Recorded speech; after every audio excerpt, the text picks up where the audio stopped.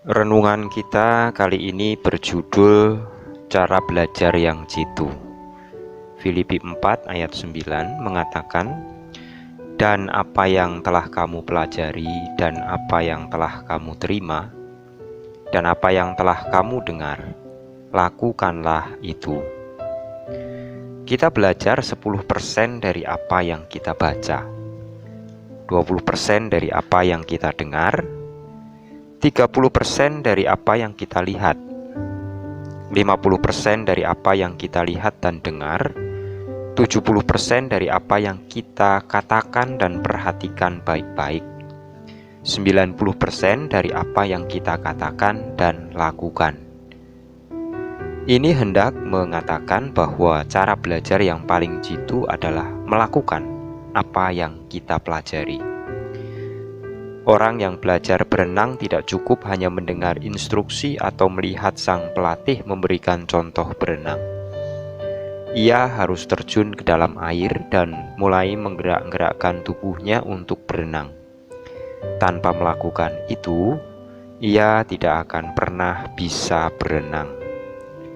Setelah memberikan nasihat panjang lebar kepada jemaat Filipi, Rasul Paulus akhirnya mengatakan, "Dan apa yang telah kamu pelajari, dan apa yang telah kamu terima, dan apa yang telah kamu dengar, dan apa yang telah kamu lihat padaku, lakukanlah itu." Tidak ada artinya belajar tanpa kesediaan untuk melakukan. Justru pada saat melakukan, kita akan lebih mudah belajar dan berhasil. Semua nasihat Rasul Paulus ia rangkum di dalam perkataan, "Semua yang benar, semua yang mulia, semua yang adil, semua yang suci, semua yang manis, semua yang sedap didengar, semua yang disebut kebajikan dan patut dipuji, pikirkanlah semuanya itu, dan lakukanlah." Paulus sendiri sedang berada di penjara karena Injil. Meskipun demikian, ia tidak meratapi nasibnya. Ia justru bersyukur dan bersuka cita.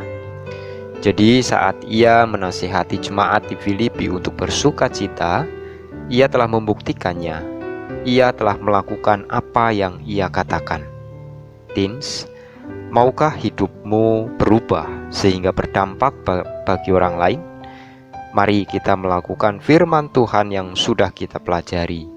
Dengan cara inilah kita bersaksi kepada dunia tentang karya Allah dalam hidup kita. Bukankah untuk itu kita dipanggil dan diutus sebagai gereja? Mari kita berdoa.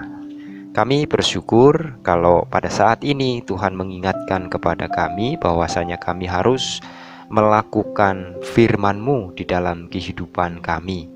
Bukan saja hanya membaca, bukan saja hanya mengerti, mendengar, tetapi kami juga harus melakukan di dalam kehidupan sehari-hari, supaya firman itu boleh benar-benar tertanam di dalam hati, bertumbuh di dalam kehidupan kami, dan pada akhirnya berbuah. Mampukan kami ya Tuhan untuk melakukan firman-Mu dengan pertolongan kuasa Roh Kudus. Demikian juga di dalam kami boleh belajar apapun yang kami pelajari. Mampukan kami juga untuk memperkatakan dan terlebih juga untuk melakukan di dalam kehidupan setiap kami. Berkati kehidupan kami sepanjang hari ini, dari pagi, siang hingga sore nanti. Di dalam nama Tuhan kami Yesus Kristus kami berdoa dan bersyukur. Amin.